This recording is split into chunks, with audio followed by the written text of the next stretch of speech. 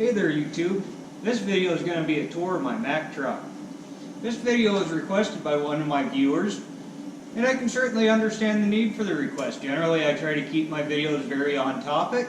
I try not to stray much from what the topic of the video is going to be because I realize that people might be looking for a specific bit of information. I want to try to give them that information as quickly as I can. So I've never really gone a whole lot into detail of what my truck is, how I use it, and kind of the smaller details of it. So that's what we're going to do in this video.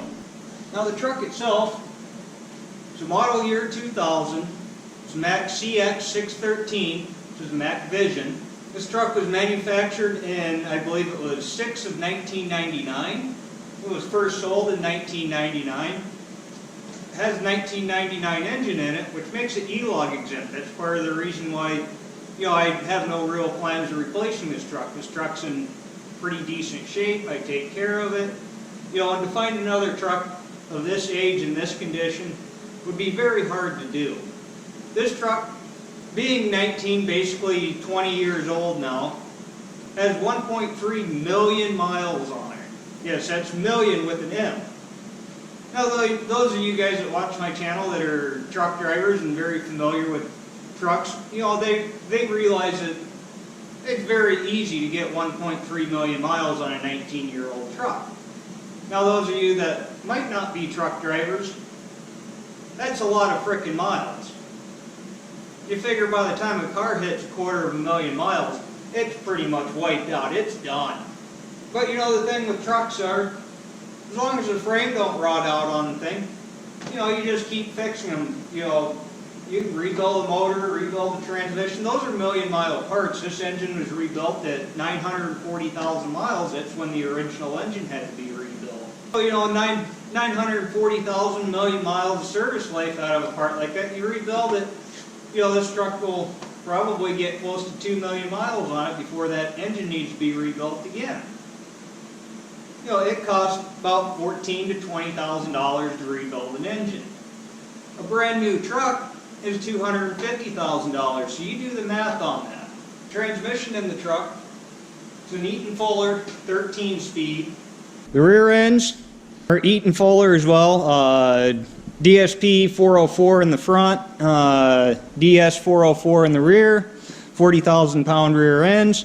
We've got a steerable pusher axle on the truck. It's 12,000-pound steerable, 12,000-pound steer axle.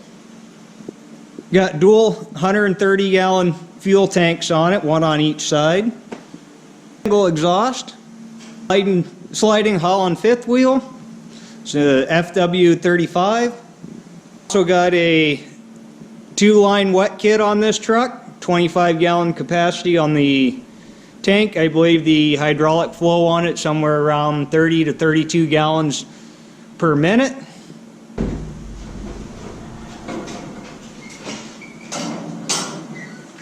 It's a pre-emissions, pre-EGR Mack E7, 460 horsepower rated. I do believe this thing's been turned up at some point. It pulls really strong. Actually, I've had guys with 500 horse cats ask me what I got in this thing for a motor because they say that they can't keep up with me. So, very strong puller for what it is. It's only a 12-liter engine. I run weights anywhere from 96,000 gross up to about 105,500 pounds gross. Most of the trailers I pull are all 3-axle trailers. Divisible load, so you do have to remain within bridge law. I run 7 axles. I do a lot of construction work in the summertime, hauling dirt. I've got belly dump trailer, side dump trailer. I've also got a hopper bottom. The hopper bottom, I haul a lot of fertilizer in the spring. Haul a lot of fertilizer out of Canada. I'll be back and forth the border pretty much every day in the springtime. Now the dash does have the large gauge package. Every single spot for a gauge has one. However, there are a few gauges that it doesn't have that I wish it does. I believe it's 18 gauges total. We got all the rocker switches, heated power mirrors, got a CB radio. breaker 19, breaker 19. Up here you've got switches for all your different dome lights.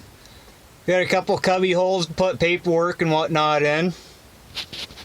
Also got a cubby hole here in the dash. Handy place to put things like pens and, you know, business cards and things like that.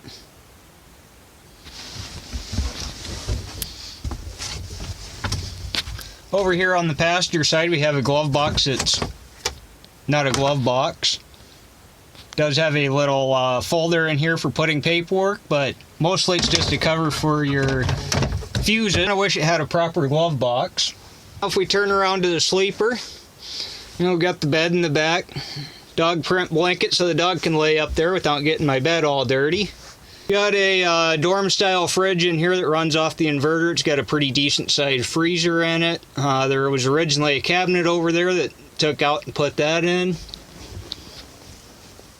Step up here into the sleeper. This is a mid-roof sleeper, so you can stand all the way up in it. Got a couple of windows on the sides and front. So you got a window up here at the top. Another window over here. Got a couple of handy shelves for storage. Over here on this side, I've got the controls to my bunk heater. It's a S-Bar D2 bunk heater. DVD player, TV. When I'm in larger cities, I do have an antenna on it that can pick up the over-the-air radio stations on. It's got a escape hatch door down here.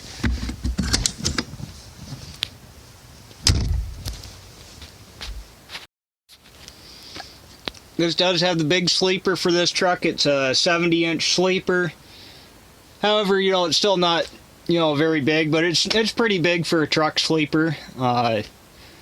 Plenty of room to move around and change clothes and whatnot. But yeah, I mean, you're in a, it's not a huge amount of space, but it's enough.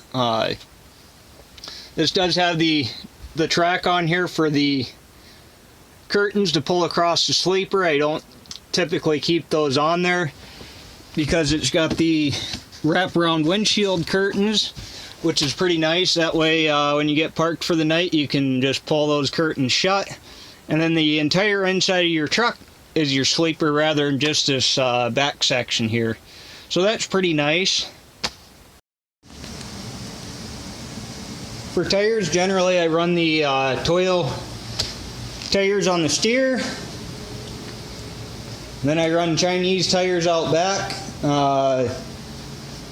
Pusher axle here is a Kurt. And then I believe all my drive tires at the moment are all Advance. With the construction work that I do in the summertime, it generally doesn't pay to put high quality tires on the drives because they get pretty chewed up and they get rock drilled and other issues like that. Just with the off-road running I do in and out of gravel pits and construction sites and stuff, I generally don't find it to pay to run very expensive drive tires. So, you know, these, I do find that the closed shoulder tires are a little bit better for the highway work that I do with the hopper bottom. These are a different tire I'm trying out here now. They're an open shoulder, which gives me a little bit better grip in the mud and the dirt and stuff doing the construction work, but they're not a terribly aggressive open shoulder tire. So kind of trying these out, see how the tire wear is. But I'm kind of liking those tires so far. Now we're out here where I park my semi-trailers. This trailer here is I believe it's a 2016, it might be 2017 Tempty Super Hopper. It's a 3-axle, 84-inch sidewalls, 2 hoppers, stainless steel back. This thing's got about 52 lights on it. I don't actually own this trailer, I lease it. I probably will buy a hopper bottom at some point, but for now that lease arrangement works out all right for me. The next trailer, this is probably the one I use the least. This is a 1986 Hawkeye Eagle belly dump. I don't believe this company even exists anymore, but this was one of the first semi-trailers I actually bought. And I think I paid somewhere about 10 grand for it back then. It's probably not worth that now, but it's worth so little that it's worth it to me to keep around for when I need it. It's in pretty decent mechanical shape. It's not the prettiest thing in the world, but it does work good, and it does serve a purpose, and I generally use it at least a couple weeks every year. Now this next one here, this is a 2006 Midland side dump trailer. This is primarily what I use in the summertime. I use this trailer a lot. I do a lot of gravel hauling with it, road building, and different projects like that. This trailer is a 2006. It's a triple axle.